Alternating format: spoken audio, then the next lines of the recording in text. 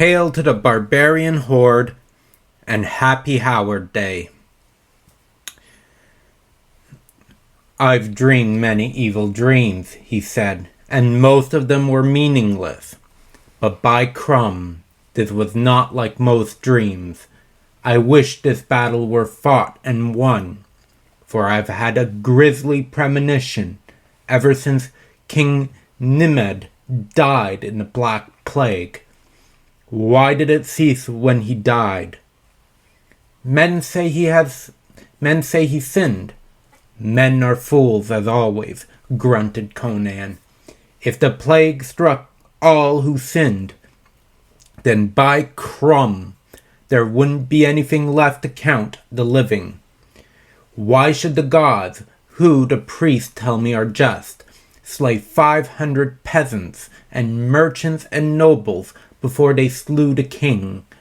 If the whole pestilence were aimed at him, were the gods smiting blindly like swordsmen in a fog? By Mitra, if I aimed my strokes no straighter, Aquilonia would have had a new king long ago. No, the Black Plague's no common pestilence. It lurks in Stygian tombs, and is called forth into being only by wizards.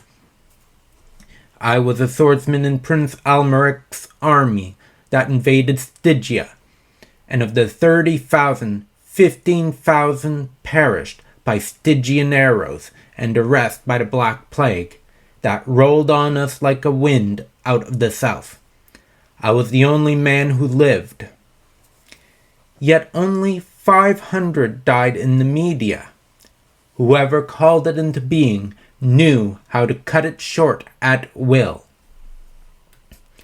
You see, the nightmares that haunt Conan are no ordinary things. They are the stuff of legends, but they have led him to ponder his enemy. Thanks to rumors and spies, he's figured out that someone is counseling Tarascus. But where the likes of the conspirators don't know just what it is they've brought forth from the dead, Conan already has an inkling of just how dangerous Zaltotun can be. Worried over this, he has begun to piece it all together.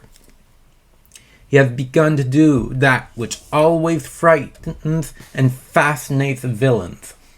This hero has begun to notice. He's noticed that the plague was odd and only struck down 500 people and then vanished as though willed away. He points out that the gods wouldn't do such a thing, so that the plague is likely man-made and directed. He's uneasy about the fact that King Nimed was struck dead all of a sudden. What I also found very fascinating was the story of the 30,000 men who died in Stygia. Conan boasts of how he was the only one to survive the encounter, yet it is obvious that it haunts him and that the plague at the time was not created naturally. Because of this, he has a very good reason to be suspicious of a plague that's so well guided and that strikes as suddenly as it did. It really is interesting and disturbing how easily and lightly Zaltotun and Thassaman turned disease as a weapon against their enemies. Biological warfare in a fantasy setting doesn't have to be pretty. To the contrary, it should be a default tactic for evil wizards and warlocks, because this was a traditional perception of them in the medieval period. So there's lots of lessons and ideas to be drawn from this story, as well as some fascinating literary ideas that Howard harkens back to. His reliance on medieval literary tropes and ideas is awesome, and is something more authors should consider. If you like old-fashioned mythic tales like Hour of the Dragons, check out Remus and Guilherme, the completed edition.